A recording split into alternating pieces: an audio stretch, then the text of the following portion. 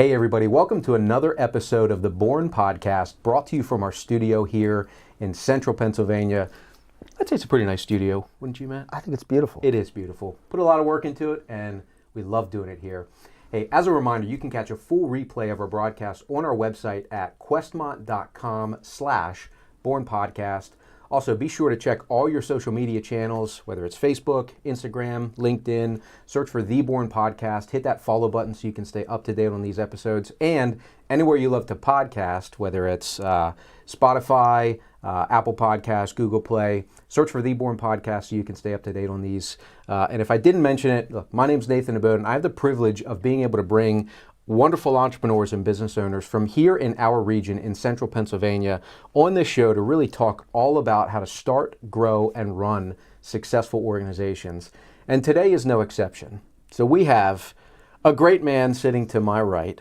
He is a wonderful husband, father, great friend, entrepreneur, and currently a certified EOS Implementer and coach, Mr. Matt Foss. You're a great friend too, man. Thank you. Appreciate it. Matt, welcome to the show, brother. Thanks. Good to have you here. Yeah, I love it, man. I look forward to this. It's one of the highlights of my week, every other week, however often we get to do them. So why don't you take a minute and just give some our viewers a little bit of your background, and we'll get to where you are today. Yeah, I lead a pretty simple life. I grew up in Indiana. I'm a Hoosier.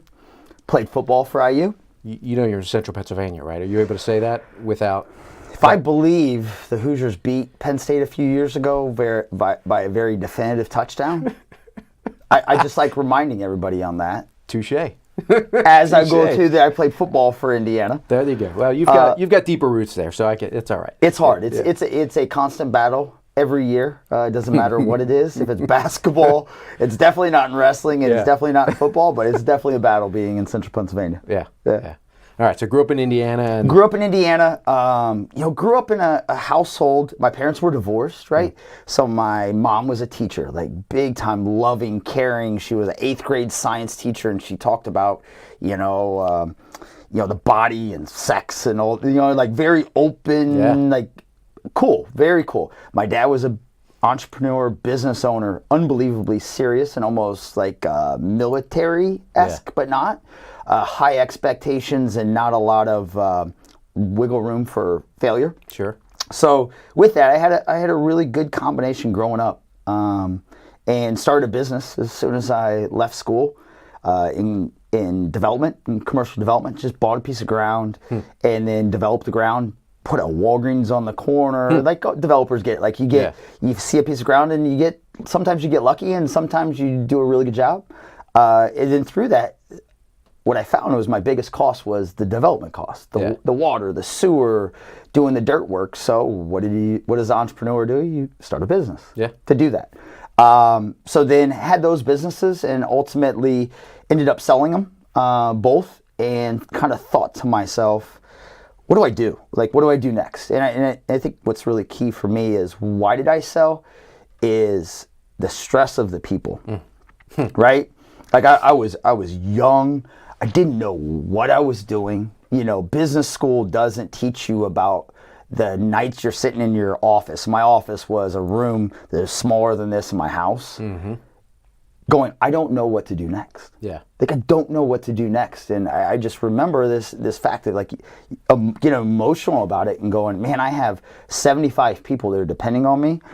Am I the best one for this role? And so ultimately when I sold, it was like, and got out of that business, it was a huge relief for me because of that people thing, that the pressure on my shoulders as an entrepreneur. And I thought, I want to go work for somebody else because I felt like I was a great operator. And went and worked for a larger international company and kind of got into that corporate world to a certain degree. It was a family type owned business, but very much a lot more processes, and we were touching high-end clients all over the world. And through that, started in sales, got into operations, and ended up right back in the seat of being a CEO, managing, leading, and dealing with all those people, fun people stuff. Yeah. Sometimes you don't find it, it finds you. It does. Yeah. I think everybody sometimes runs away from things that scares them. But God, when you have a passion for something, you Yeah. know, and I think leadership, and I think, you know, a lot of things, you just find your way back to it naturally. Yeah. So, so we know a little bit about that background, and we'll touch on some of the experiences that you went through in kind of your past life. But at some point, you had to make a transition to what you're doing now in terms of coaching, consulting, and I know this answer, but I'll translate to it. You talked about the people side of running the business. And there's I think a couple elements there. One is the pressure of these 75 people are relying on me to make sure that this thing succeeds. There's also an element of it being there are 75 personalities and issues and whatever that come into this building every single day that right, wrong, or indifferent, it's a different set of challenges. One of those is kind of eliminated right now in that you're the guy. Right? Was there anything related to that led you to coaching, or like what was the big draw to really diving into this side of the world and doing what you're doing here? Great question. I got here naturally, and I'll say this is that today I am more comfortable in my skin, and I think I've heard it forever. Like if you show up being you, like life becomes easier. You love your job. You just show up as being you. And you know, today I work with leadership teams. That's all I do. I work with, doesn't matter small business or huge businesses, I work with their leadership team. And what's amazing that I get to do is I get to come into a room, and I always say I'm the 12th man, you know, on that team. You know, it's in football, they call it the 12th man. You know, the Seattle Seahawks are known for it. But you come in and you're the motivator. You're the one that's looking at a 30,000-foot view. And what I see across the table are a whole bunch of very accountable leaders that just want to get better, right? So the people haven't changed. The people aspect, like you still got to be very understanding of where people are coming from, what their viewpoints are, and connecting them. But today, from top to bottom, like everybody at the top in these leadership teams are serious. Like they want to get better, and and I'm not dealing with as much of the issues that they have personally, right? Which I still talk to the leadership team if those things are going on, but it's just a different level, right? In that coaching. Okay, all right. Well, talk through that a little bit in terms of what you're doing now, and you know, when you partner with an organization or they bring you in to work with them, what's really the goal? What's the focus, and you know, what are you really trying to champion with them to move them forward? People come to find me when a few things are happening. Either they feel like they've hit a ceiling in their business, meaning like they've had success and they're at this point and they feel like they're stuck, right? And so many business owners, and I think this is how I was initially, is like, I don't know what to do next. And nobody taught me. I'm a little fearful to go out and ask. I don't have a peer group to be able to do this. And they just go, I'm getting stuck and I need some help. Another one, I say it's kind of like a rocket ship that they're worried about the wings falling off. Right? They are going and they're growing and all, but they know the things that they're doing are going to have detriment long term. Not sustainable. It's not sustainable, or the people or the growth, what they're doing, there's not systems and processes in place. And then the third kind of client that I look at is either a internal transition or external, where they're selling to private equity or venture. You know, they're looking at bringing a partner in or selling altogether.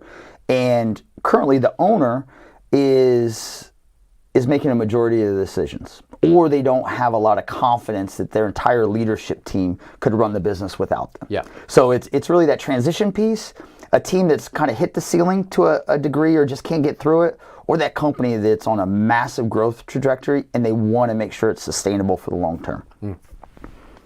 We had a guest on a number of weeks back who was a champion of the EOS system.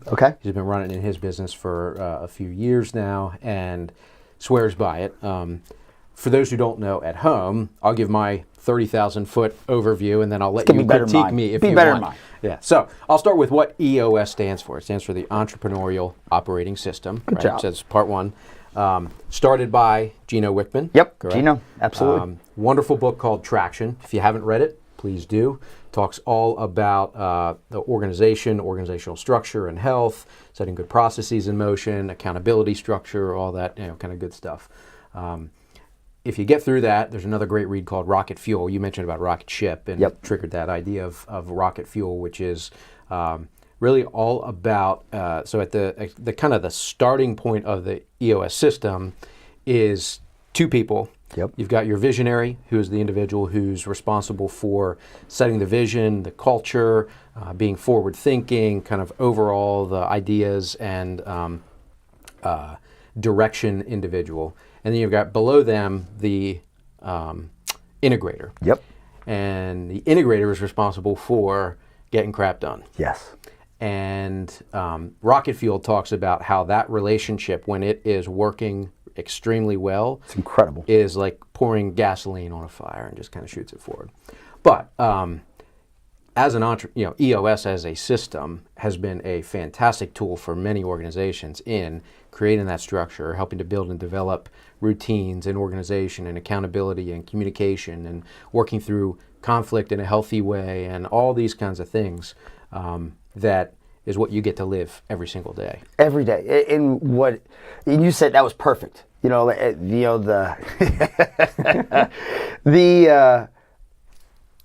We're EOS, and I think any it doesn't matter what system it is, right? A business, the biggest thing where they have success is people is very clear on where the business is going and how we're going to get there. And I love EOS because it's simple. It's got a ton of tools. It's proven, right? But there are many businesses out there that aren't running on EOS, but they're successful because of that, right? It's very clear. The owner, the leadership is really clear on where they're going. And then they've got the people in the seats, and it's very defined on what they need to do, what they're accountable for, and then ultimately the culture drives everything, all the decisions. And what's so incredible about what I do is day one, a business shows up and I start meeting with them, and we talk about structure first. Like, what's the right structure for your business? And you don't talk about people at all, right? For your business, we're not talking about where's Nathan in that seat. We're talking about what's the right structure for this business in the next 12 months. And it takes them out of, Matt's in this seat, let's draw that seat up for him. It's what's best for the business. And from that day till the day they decide to do it on their own, the growth is incredible. And it has nothing to do with me.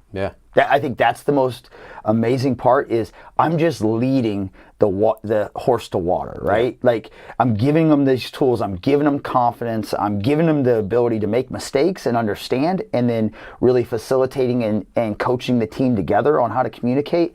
And it's just the ones that are dedicated, they soar. And it's all about being on the same page, rowing in the same direction. I don't know if this is the exact phrase, but I'm going to throw it out there. Is there something is there a phrase that says something like "those that can't do teach"? Yes. Is that out there? Okay. Well, what are you trying to say? No, I'm going to get to a better point than that, because that's typically, when you think about people that get in that role, a lot of times what you'll find is you have people that are in a coaching role who, and whether they tried to and failed or just never did it, they went through some training, they understand material, they maybe have got trained on how to work with individuals to implement it.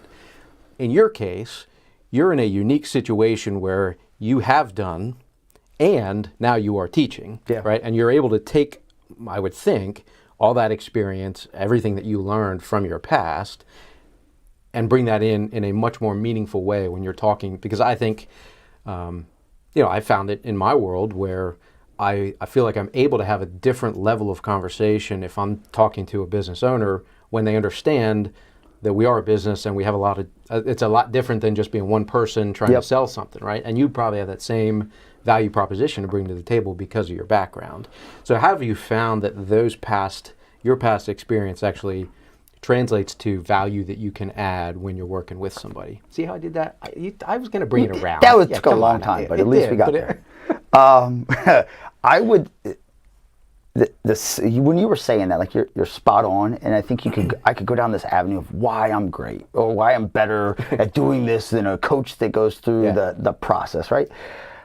It's not what I've found, and my wife will probably, when she watches this, laugh, but I have empathy. Yeah.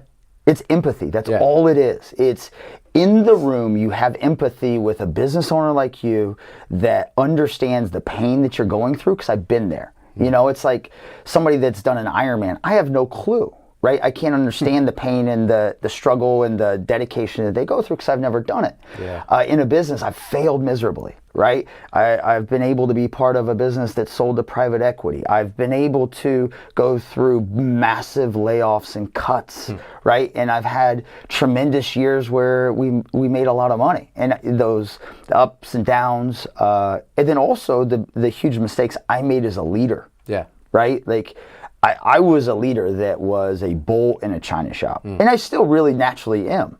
Right? I am one that runs into the room and runs through the wall and says, everybody follow me. And then I look back and I realize the destruction I made. And you're way ahead of everybody else. Way you're ahead. Just sprinting and going, right? Way ahead, right? Yeah. So you learn from that and you see it in other people, and you can help them understand. It's not wrong. Like, it's who we are, and how do we put those pieces together with the team? Yeah. And how do we listen better? Instead of listening to respond, we're listening to understand. Yeah. And I think being in this role and having those experiences in my past is what sets me apart in a room. Yeah. And I push really hard. Yeah. I'll stop after this, but I remember sitting at my desk and a consultant would come to my office and I needed something. Didn't matter if it was marketing or doesn't matter. And they tell me what they're going to do for me. And ultimately, I was always hesitant because, I need that done, but like, will it really last? And it never lasted because they just came in, fixed the problem, and left. And my people didn't really learn it. And what I do, and what I force my teams to do, is they've got to learn it, and they've got to buy into it, and they've got to communicate with each other to solve the problems. I don't know their business. Yeah. Right? They know it. I'm just helping them get to that solution. Yeah. Wow, that's good. All right, I want to jump quickly to your experiences in the private equity world, because that's something it's a buzzword right now. I mean, it was particularly in the entrepreneurial space, hot topic for the last number of years, and then the Fed hit last year, and I don't want to say that activity kind of came to a grinding halt, but it's different. It's very different. Yep.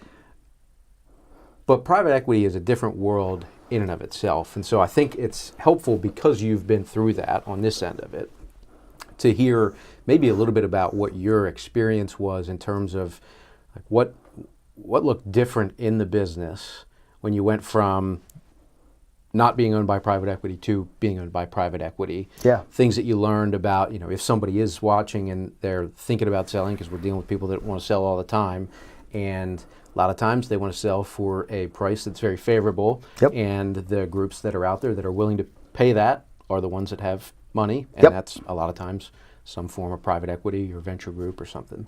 So talk about that a little bit. From a culture standpoint, what was there anything specifically that changed when that happened? Yeah. It's always going to change. Yeah. Right? You have somebody that owned the company, and now that's changed. Yeah. Right? And it's not, what I really want to say is when private equity buys a company, it's not always bad. Yeah. Right? I think private equity gets a really bad rap sometimes. It's no different than hiring the wrong person. It's not a fit. Right. But the problem is you sold to the wrong fit. Yeah. That's it. Right? Yeah.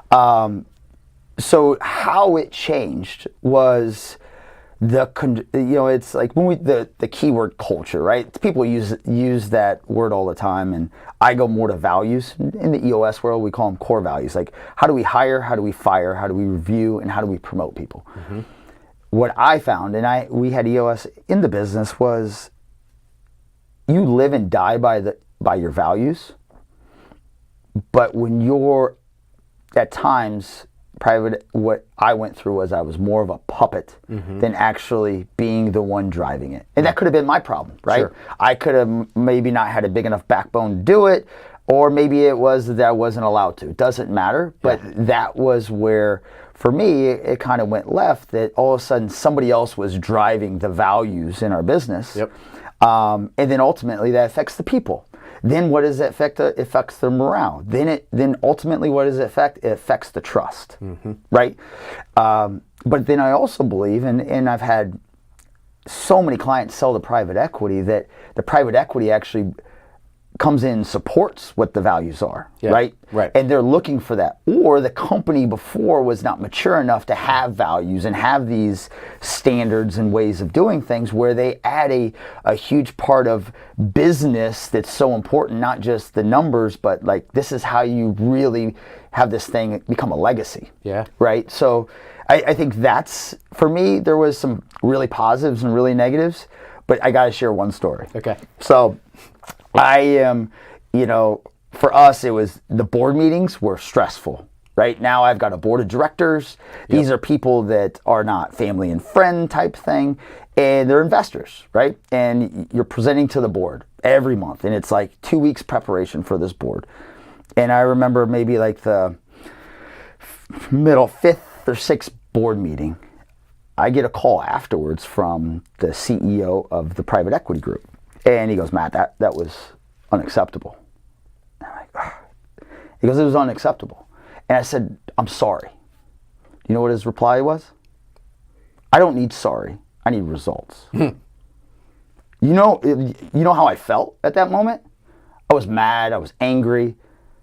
But about 20 minutes later, I realized that is the most impactful thing anybody could ever say to me. This is a different world, right? Right. They're the owners. I am a cog in that wheel. I am the leader. I don't need sorries. Yeah. I need results. And that, I think I grew up that day really fast to realize, oh, it's not that they're being mean or they aren't giving me a chance. My chance is I'm running this company. Right. Right?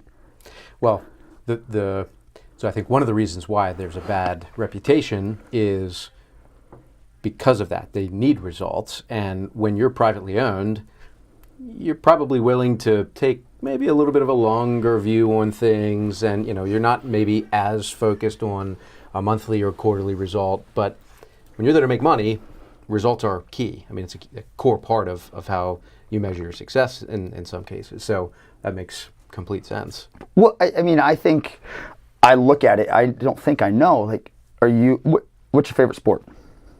Golf. Golf. Yes. So if you don't make... golf. Golf. Like, if you don't make the cut, you don't get paid. Yeah. You know, that's a clean example. I'm a football guy, right? Like, if the quarterback fumbles the ball, doesn't get, like, he gets on the sideline. Yeah. Then he gets cut. Yeah. Like, it's reality, and we're okay with that in those metaphors because they're professionals. Yeah. So are me and you. Yeah. Right? And I think it just takes the level of expectation goes up when there's somebody else invested. And it really made me realize the family businesses out there and the small private businesses that don't hold their people accountable, they're leaving so much on the table. Not just money, but the ability to really lead and manage their people in a better way. Yeah. Yeah. When you were explaining that, it really highlighted, I think, the reality that you need to be crystal clear on the type of partner that you're looking for. Yep. Because not all, like you said, not all investors, not all private equity groups, they're not all created equal. Nope. And the wrong partner doesn't mean that was a globally wrong solution. It just means they weren't the right partner. So knowing, well, what do you want this thing to look like on the back end, and find the right partner that might not be able to do 100% of it, but they can get you as close to that finish line and that ideal as you would like, and you give yourself a good chance for that. But too many times, I don't know if you've experienced this, but I've seen it plenty of times where the dollar speaks more than the actual values and principles, and that's what leads to usually the issues, because they're focusing more on what's that number rather than what are all the other things. And the right partner may not write as big of a check, but they're providing you all the more softer things that you're looking for in that transition. So I love that you said that. I have 3 clients this quarter that are selling to private equity. And for those out there that are looking to sell at some point, it is okay to want the biggest dollar. Right? You worked your life. You put everything aside. This is your nest egg. There is nothing wrong with that. And I tell the owners that, right? There is nothing wrong with going with the best offer. But walking into it, if you only look at the money, that's okay.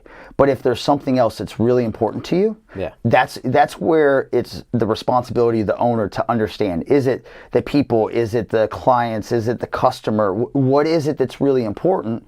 Then they can go interview whoever they're selling to rather than having them interview them. Because that's what happens. You go on these road shows and you go around and you interview, and usually the one selling feels like they got to sell the company. No. That private equity really needs to sell to you that the things that you want, they're going to do. Yep. Well, if you have the right team and you're working with the right people, that's exactly how it should be, because you have people there that already know you're something that I want. So now it's up to me to convince you that you want me. Yes. All right, let's flip it a little bit to your experience and what you're going through as you're now walking alongside some of these owners and organizations. What are some of the biggest challenges that you're hearing, or maybe more the most frequency that owners and leadership teams are trying to fight through and wrestle with now? Consistently, it's people and accountability. Period. People, we can't find enough people. We can't find the right people. That's number one. And then two, accountability. And I always ask, well, what does accountable mean to you?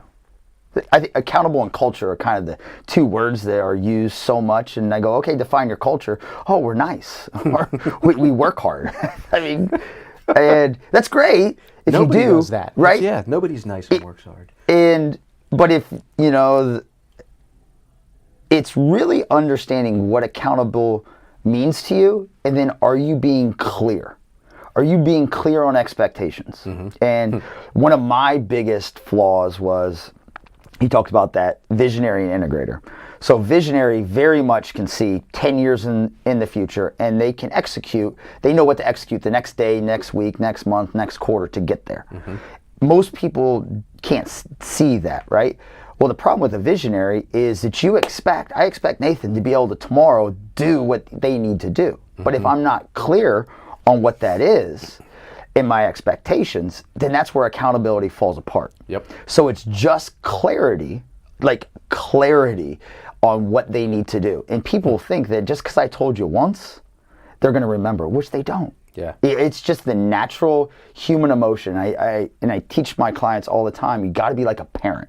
Right? Doesn't matter if it's your dog or if it's your kids. Like, you're not going to, get rid of the dog because he pooped on the carpet once. Right? Or twice, or 10 times. Or if your kids don't put the dishes away, like, you're not going to just throw them on the street. Why do we look at our employees the same way? And are we really clear on what we want? And are we being clear and saying it multiple times?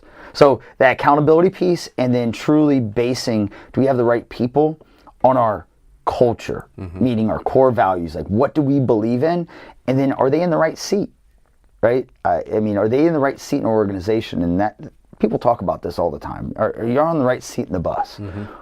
What the heck does that mean, right? What does that even mean? It's, hey, I think Matt would be really good in this seat, but have we asked him? Have we been very clear on what we expect? Have we been able to say, I really want that seat, and I get what it takes? Or have we been able to be very clear and they go, I don't like those two things? Because most of us go, well, that's your job, do it. Well, they're not going to run in the door every day to do that job if they don't absolutely love it. So, and that's part of the managing side, is helping people, helping understand what people are really, their unique ability. Dan Sullivan says it all the time. What is your unique ability? So if you're in your unique ability every day and you're doing it consistently, you're going to show up to work and it's not going to be work, and you're going to love it. And I said this earlier, like, I feel like that's where I'm at right now, is my unique ability. And that's why I have so much fun. I have so much passion and energy behind it, just because it's easy. You can feel it too, coming from you. Yeah, it takes a lot of self-reflection when you're talking about accountability, because oftentimes we want to point the finger and say, Always. this employee is not doing this or that employee is not doing that. But what do they say? When you're pointing a finger towards somebody, you get 3 pointing right back at you. Yep. And I think, do you have something in your bio about an experience where somebody had to do that self-reflection? They realized they weren't being clear enough with what their expectations were, that cost them a lot of headaches, Yep. a lot of issues. And it takes effort and work to be willing to do that, but it also takes vulnerability to be willing to look in the mirror, admit when you were wrong, admit you need help, whatever it might be, to create, I think, a culture that allows for then that type of dialogue and accountability. Yeah. And you, as a leader, in any way, you got to be able to let go a little bit, right? I mean, the essence of Steve Jobs, everybody thinks Steve Jobs was Apple. He was. Yeah. But he didn't, and I don't know, but he wasn't the best engineer. Right. He didn't know how to put it together. Like, he had and then he let go of the things that weren't his unique ability. And what happens is you de-stress. Yeah. Right? You de-stress, and I say, okay, I know Nathan's great at this, and I can rely, and man, does he have passion behind it. Let him go do it. And I let go of it. That's the hardest thing is true being vulnerable, but then also giving up control. It is huge. Right? For business owners, it's, do I trust somebody else is going to do this as well as I am? Because this is my baby. But when you let it go, all of the amazing businesses that are in central Pennsylvania, here alone, you look at those owners, you look at those leaders, they've let go and they've built a leadership and a trust in their business that's incredible. Right? There is no one man or woman standing on top of the mountain saying, I built all of this myself. Yeah. Right? Yeah. That leads to, I think, what'll probably end up being my last question before we wrap up, which is, and you maybe touch on it, but you may say something different. What is one of the biggest mistakes you see business owners make? One of the biggest mistakes leaders, owners of a business do is at times they run their business from emotion rather than facts. That's a good one. Right? Like, if it's data driven, right? We know, Matt has showed up for the last 52 weeks on time, and this 1 week something happened. He's not showing up, but at the end of the day there was something due, and we go and look at that and evaluate with a microscope rather than looking at all the data. It becomes emotional. So a business owner, somebody, or even a leader, if you are making more decisions based on data and you're finding the right data and understanding the health and the awareness of where your business is at, then you can go sit down with somebody and have a real conversation on how to get better or what they're doing really, really well, right? Rather than emotionally go, Nathan, you're not doing what I need you to do. Yeah. Okay. What does that even look like? Or, hey, you're doing a great job. Because it goes both ways. Like, so many, they're relationship people, so they want to tell you you're doing a good job, but you're really not. And everybody is looking to improve, right? Yeah. Nobody wants to get an F. Everybody wants an A. Just tell me what I need to do to get an A. Yeah. That's good. Yeah. That's really good. I got nothing else. The pause was worth it. It was absolutely worth it. It was absolutely worth it. And I found I think there's a unique balance between emotion and instinct, like your gut and instinct, because we're always taught, like, I feel like I have to trust my gut in certain cases. Yep. But I've got to separate my emotion from my gut, if that makes sense. Because your emotion is that visceral reaction, and oftentimes it's not necessarily healthy. Yeah. It's just what happens first. And being able to step back from that, but then take the data. So hopefully you've figured out what data you need in those circumstances to be able to make an informed decision and an informed path moving forward. Then you can rely on your gut if you don't have all the information you need necessarily, but rather than jumping and, yeah, that's good. Yeah, I've never thought of it that way, but defining your gut, like I follow my gut all the time. Yeah. right? And I think that's just something God's given us to push us in a path. But the emotion is you're in the moment, right? And we've all been in the moment and said things that we wish we wouldn't have, or assumed things, you know, that nobody will ever know. It's just because it's the emotion, right? And emotion can have so many negative effects. And when you have a business where these people are relying on you as the leader, like it breaks down trust. Yeah. That's what it is. Big time. Big time. Well, clearly, I think you've demonstrated that you've got some chops in this space, so appreciate it. You didn't say it earlier, but I'm going to say how wonderful Matt is and how great he is and how amazing he is. So that goes to everybody at home who's watching. If people are watching this and they're hearing what you're saying and saying, yeah, you know what, maybe it's EOS, maybe it's not, maybe it's Matt, maybe it's not, but I feel like I need to learn more because you're saying all these you're hitting pain points that I'm feeling. What's the best way for people to maybe learn more about you, what you can do for them, maybe EOS, whatever it is? Yeah, it's as simple as going to eosworldwide.com. And that gives a high-level overview of what EOS is. And if you don't want to bring somebody on like me, there are resources on there. Like, we are very much help-first community. Like, the more great businesses we have out there, the better of a country, and we all are. And if it's something that I could be of help on EOS, it's just eosworldwide.com/Matt, M-A-T-T, dash. I think it's a dash. Is that the one in the middle? Yeah, I think so. Foss.